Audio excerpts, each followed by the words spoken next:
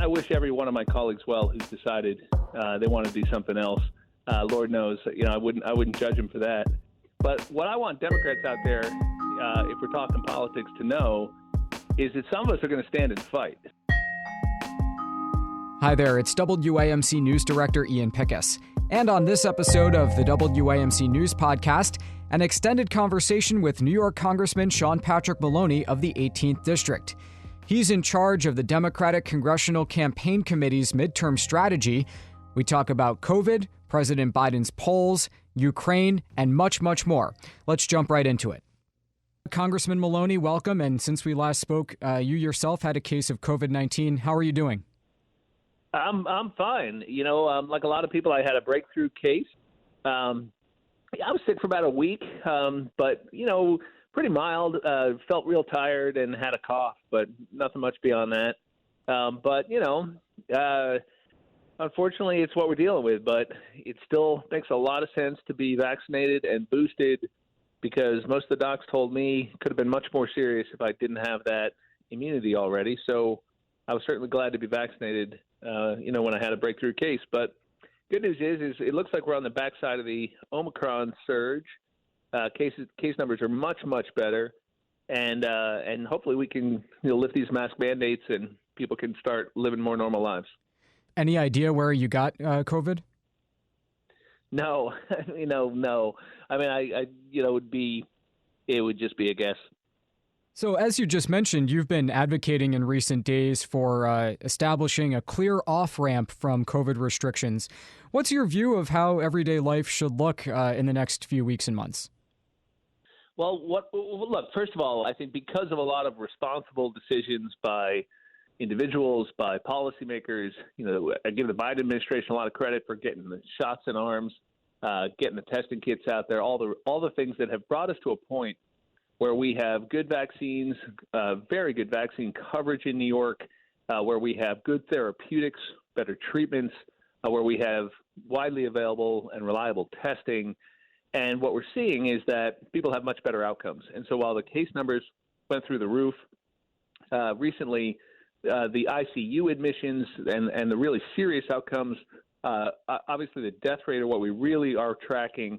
And that was a much better picture relative to the early part of the pandemic. So long story short, it would appear that we are in a position where because of, the fact that more than 90% of seniors are fully vaccinated in New York. I think the numbers are 75 among everybody over 5.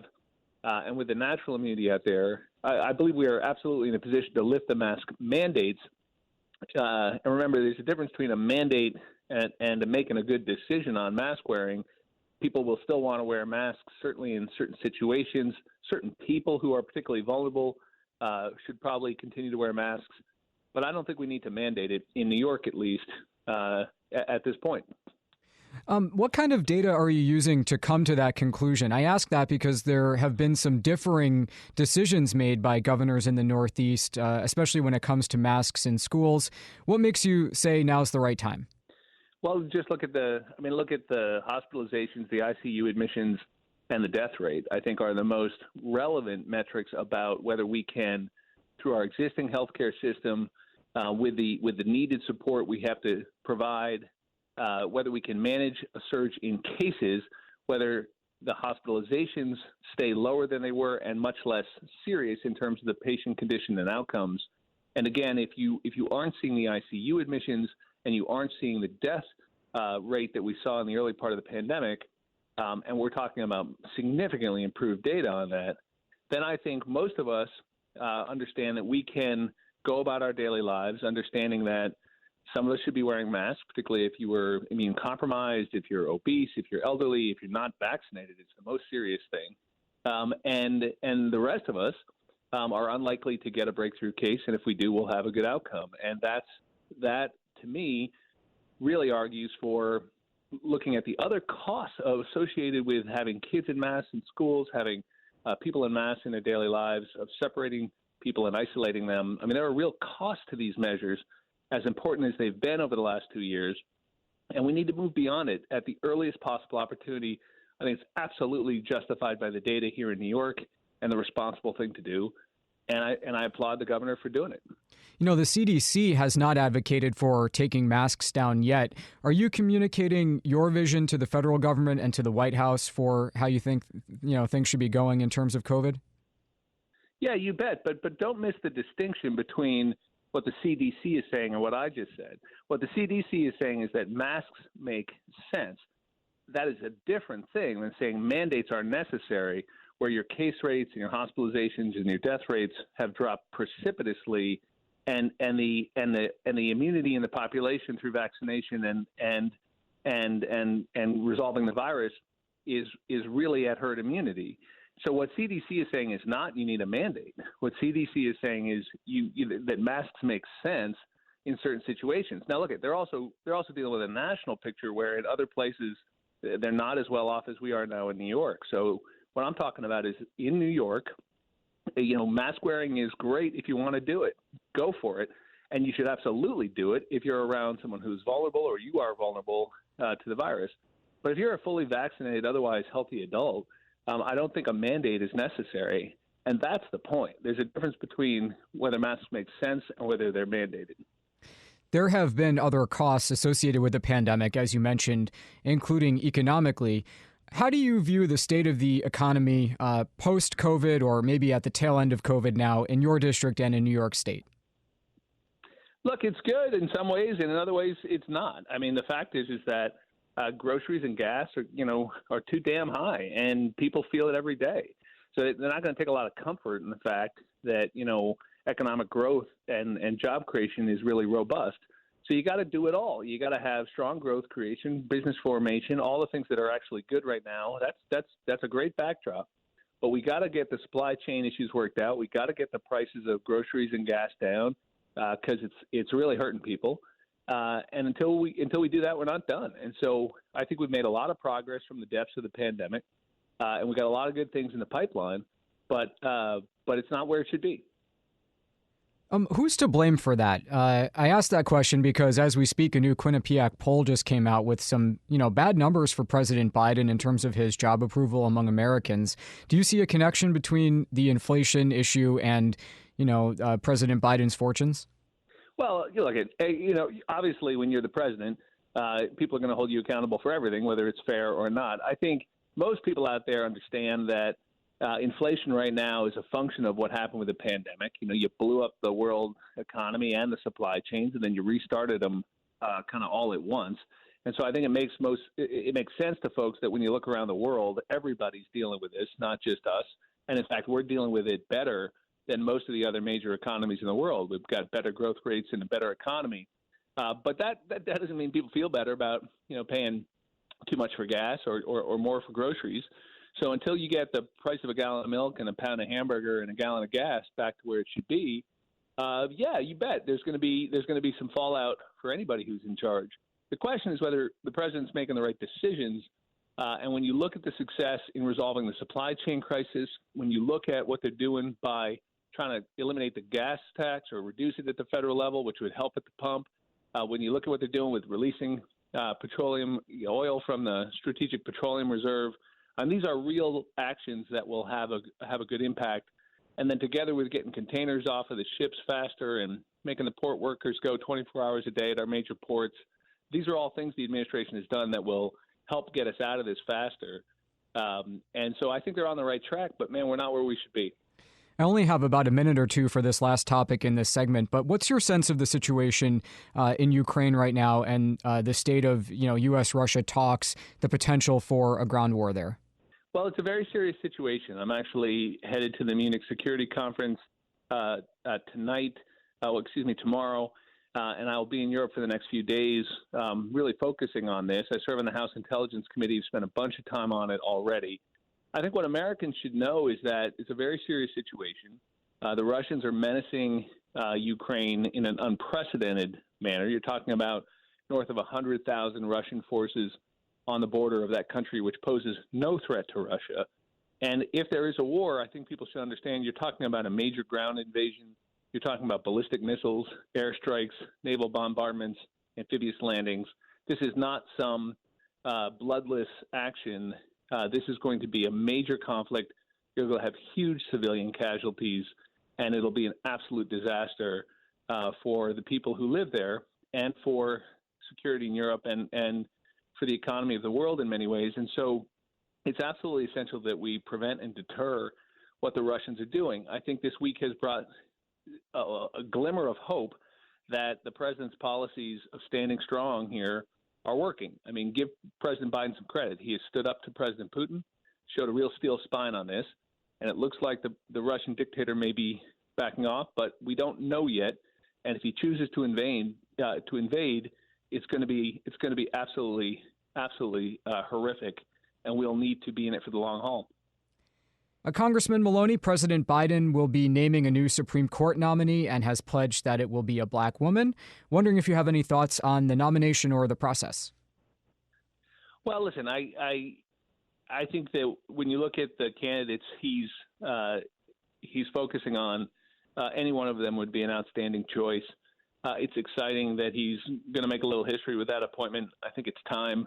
You know, my 21-year-old daughter who's African-American and studying, pre-law criminal justice, I think it's exciting that she'll be able to look at the Supreme Court and see someone who looks like her. And, of course, not just that she be able to do that, but that millions of Americans understand that the Supreme Court reflects all of us and makes decisions that impact all of us. And it should absolutely be inclusive of all the diversity in our country. It's never been. And so I think it's a good thing the president's doing. But first and foremost, he's also got outstanding jurists. I mean, the brightest legal minds of their generation that he's choosing from. So I'm excited to see who he picks. What do you think of the idea favored by some Democrats to expand the size of the Supreme Court from the current 9 members? Yeah, it's not going to happen. I mean, I understand why people want it to, but I try to focus on things that are actually going to happen. I don't think that's in the cards. There were sort of 2 big wings of President Biden's domestic agenda. Number one was the infrastructure package, which is now law. The other is the Build Back Better agenda, which is still bottled up. What kind of effect is the infrastructure now law having on your district in particular? This is the biggest deal in a long time, and I'm so excited about it. I mean, I've been doing events around to try to get the word out. I mean, people need to understand this is about investing in our own country again, thank God, and in the biggest way since, we built the interstate highway system back in the 50s. I mean, we're talking about big things and things that wouldn't occur to you. So obviously roads and bridges back to state of good repair, particularly all these crappy little county bridges we drive over every day.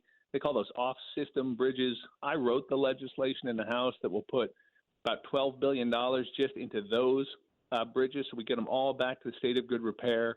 We're talking about good investments in our commuter rail here in the Northeast, in Amtrak, talking about money to local airports, talking about clean drinking water. I mean, my goodness, this legislation will allow us to get every lead pipe out of every drinking water system in America. It would have taken literally hundreds of years at the current rate to do that.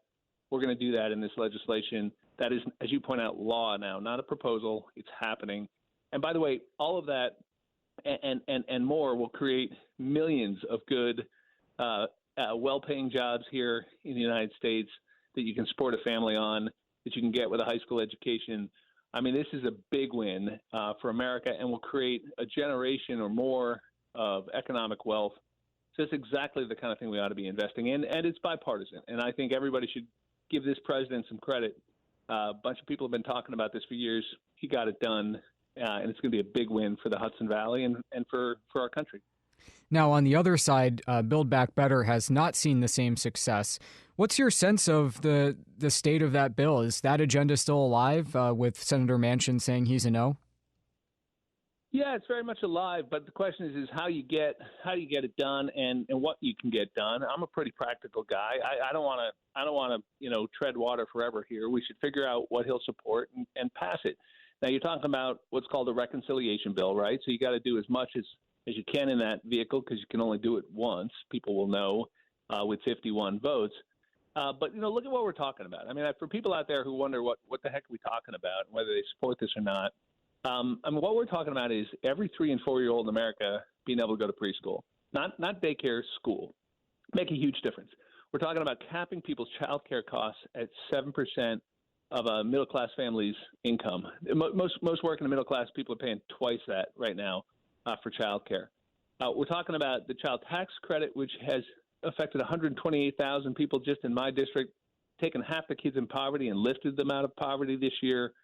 We'd love to get that done. I think Manchin will have some problems with that. But if you think about those things, what a revolution that would be in the way we support and lift up, working families with young children in this country. But, of course, there's a lot more. If you're a senior out there paying too much for prescription drugs, in the legislation, we would finally negotiate the price of prescription drugs in the Medicare program. That's huge. And we would cap at $2,000 a year your out-of-pocket costs for seniors in the Medicare program for prescription drugs. Talked to a woman who's paying $24,000 a year for her MS medication just a couple weeks ago. It would be life-changing for her. And of course, there's so many other things like debt relief for our small farmers here in the Hudson Valley. Every small farmer with a direct loan through USDA would get huge help from this legislation. So what I want to do is I want to focus on how good these proposals are, what a big difference they'd make in people's lives, and bundle enough of them together, that we can get it done while still getting the votes we need in the Senate. And that's what's just got to happen, because some of these things are just so important to our families. We just got to keep working at it. And I didn't even mention the huge investments that we would make to tackle the crisis of climate change while creating millions of good jobs in the technologies of the future. That's all in this legislation, too. Well, a while ago, you said you don't waste time on political impossibilities. I mean, how hopeful are you that all or some of this Build Back Better agenda will get through? I think there's a very good chance that many of the things I just mentioned can become law in the next few months. It has been frustrating for sure, figuring out what will get those 50 votes in the Senate. And I don't blame people for getting tired of that process, but it's worth it. It's worth it to help those families with child care. It's worth it for those seniors who can't afford their drugs. I mean, it's worth it to save the climate. So we're going to stay at it. And I do think, Senator Manchin in particular has agreed to most, if not all, of those things. By the way, people should know that it's all paid for by asking corporations and the very wealthiest Americans to pay a little more, pay their fair share in taxes. And I think when most people find that out, they actually like it more. And Manchin has supported that. So there are big parts of what I just mentioned that the senator supports. He had at one point agreed to most of it in a deal that was, a little smaller than what some of us were pushing, but that would be worth doing. We just got to keep working at it. I have a minute or two to ask you about the Competes Act, which the House approved. You've been promoting it in the Hudson Valley a bit. What does it do?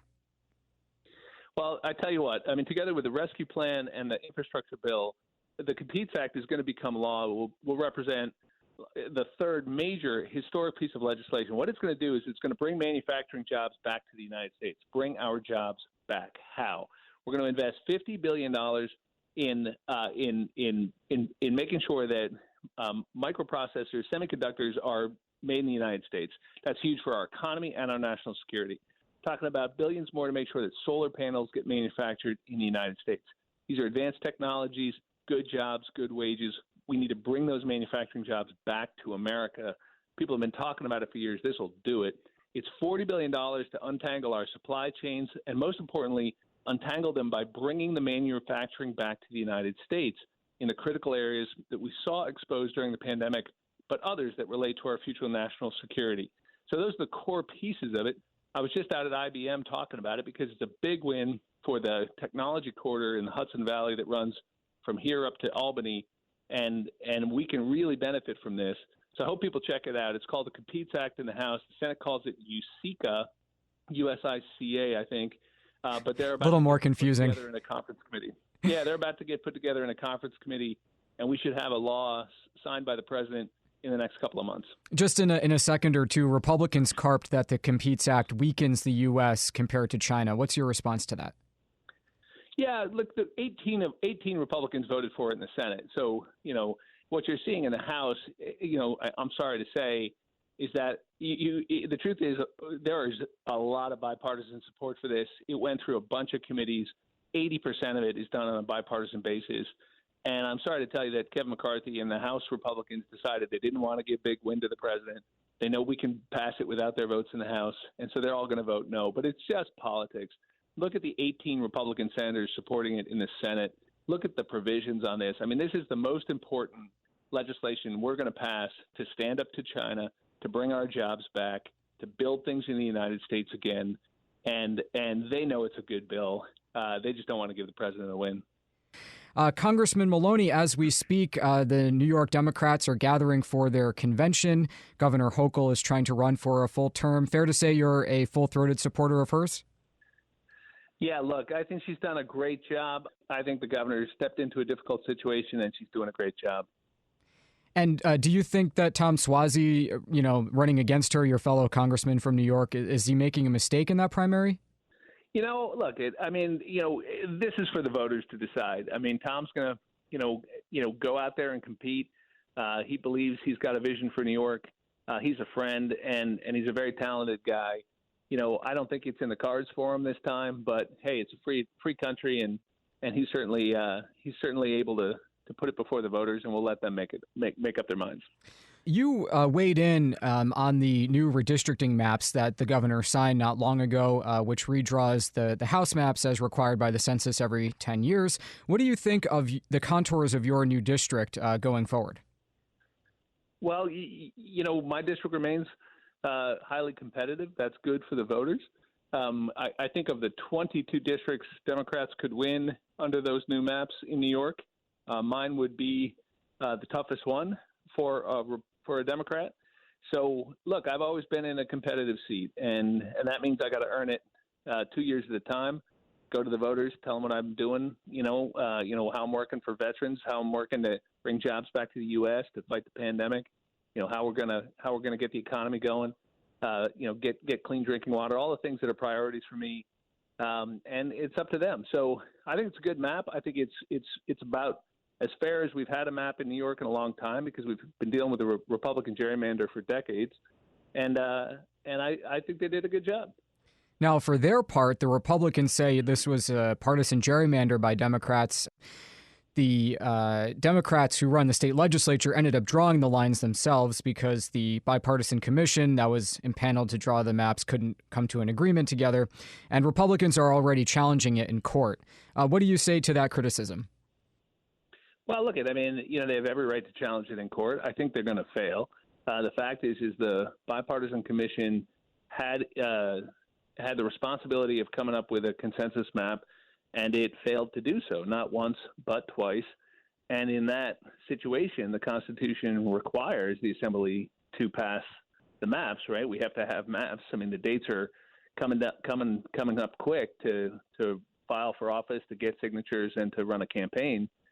So the legislature was acting responsibly, and they are the elected representatives of the people. So if there's something constitutionally wrong with the map, then sure, we'll see what the courts say. But I don't see it. The fact is that what the Constitution requires, I think, is very much reflected in what the legislature did, and I think it'll be a good map. Well, you're in charge of the Democratic Congressional Campaign Committee's midterm election strategy, which is a big and hard job. So what's your plan to hold on to the House, which would really buck historic midterm trends? Well, we're going to buck history by making history, right? You do good things and you tell people about it. You don't got to get real complicated. And I think if you look at saving every small business in America with the rescue plan, helping our cops and our firefighters stay on the job with support to our local communities, look at the help we gave to schools that were really in the crosshairs of the pandemic and yet have been able to kind of chug along, and hopefully we'll be totally back to normal soon. Those things were all up in the air, and the rescue plan got it done. If you look at the infrastructure plan, we're talking about, huge investments in our own country, finally, thank goodness, and millions of jobs for American workers, building better roads and bridges and broadband systems and drinking water systems and airports, all the things we need. And, of course, the Competes Act, which we spent some time talking about, which will bring manufacturing jobs back to the United States, set us up for the challenge with China, invest in semiconductors and microprocessors, the kind of industries we have here in the Hudson Valley and in New York. That's a heck of a record for just 13 months. And then there's some things locally that I'm very proud of. I was able to, ban, oil barges, anchorages in the Hudson River. And so I think in a tough district, you want to be able to go to your voters, whether it's my district or somewhere else, and say, look at what I've done. And that's what I'm telling the Democrats running in tough districts. Do good things and tell people about it. We've also seen a good number of House Democrats announce upcoming retirements, including Kathleen Rice from Long Island this week. Is that a bad omen for your efforts, though? Well, let me be clear. There's all kinds of reasons why people, decide to serve or not. It's a redistricting year, which always sees higher retirements. If you go back and look, it's always when people decide it's time to move on. And I wish every one of my colleagues well who's decided they want to do something else. Lord knows, I wouldn't judge them for that. But what I want Democrats out there, if we're talking politics, to know is that some of us are going to stand and fight. Some of us are committed to this. We've got great recruits coming online. We are coming out of redistricting with a map we can win on. We have outraised our Republican counterparts at the Democratic Congressional Campaign Committee compared to the Republican National Campaign Committee. We have more cash on hand at the committee level and at the candidate level. We are focused on the fundamentals. And most importantly, all of our political preparation is because we want to maintain the capacity to get good things done, to keep working on our infrastructure and clean drinking water, creating jobs, bringing jobs back to America, doing the kinds of things we've done to get through the pandemic and to make sure we never have to deal with this again. There's real work here. We want to keep doing it. And that's the point. The point is to be able to keep the capacity so that this president can be successful, so our country can be successful. And I think we're in pretty good shape. We got a challenge. I understand that. But we're going to stand and fight. In that Quinnipiac poll I mentioned, the president's approval rating was down to 35%. That's a headwind if you're trying to run on the same party, isn't it? Yeah, of course it is, and it's got to get better. You won't hear me, trying to slap lipstick on that. I think the fact is that he's dealing with a lot. He got dealt a rough hand. But I think if you look at our economy, the underlying strength is really impressive. We've got to get inflation down, particularly gas and groceries, and we've got to make sure we keep the economic growth going. And we've got to get this pandemic in the rearview mirror. We got to get people out of masks. We got to let parents feel in control of their kids' schools again, and all the things that are bothering people. That needs to get better, and it's totally normal that people would look at the guy in charge and say, "We want it better sooner. Why aren't you doing it?" But I think most fair-minded people understand that this is a totally unprecedented situation, that the pandemic is what's causing inflation, and we're working fast to bring it down, that we do have good economic growth, that the pandemic, I believe, is coming to an end finally, and I think there's real evidence of that, and that means people won't be having to wear masks, and their kids will be able to go to school as normal, and they can, get back to their normal lives. And I think in that context, you'll see the president do better, as he should, as we get into the summer and fall. Lastly, talk to me about turnout efforts. In 2020, I think it's fair to say Democrats loathed Donald Trump and they came out to vote for Biden, but you don't have Trump on the ticket this time. No, that's right. Although, the fact is that I'm sorry to tell you that the Republicans in the House of Representatives seem to have just decided they'll do anything Trump wants, and they've just consistently not shown the courage to do what's right for our country. I mean, look no further than trying to paper over the violent attack on the Capitol, voting against the January 6th Commission, which is getting the truth out, and we need the truth. I mean, look at these efforts to pass laws around the country, and this is real. The Republican legislature is passing laws to allow Republican officials to overturn the results of elections if they don't like the result. That's the big lie that Donald Trump pioneered and spread with deadly results last year.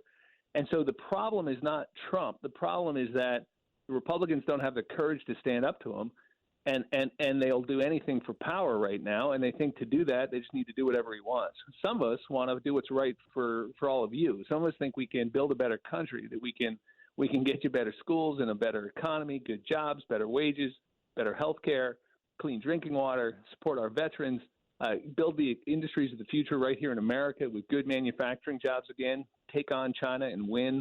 I mean, we got a vision for the country. What you got in the Republican Party, especially in the House of Representatives in Washington right now, unfortunately, is a bunch of people doing whatever Donald Trump wants and whatever they think will get him back to power. And I just think you deserve better. All right, that does it for this episode of the WAMC News Podcast. Thanks so much for listening. Until next time, I'm Ian Pickus.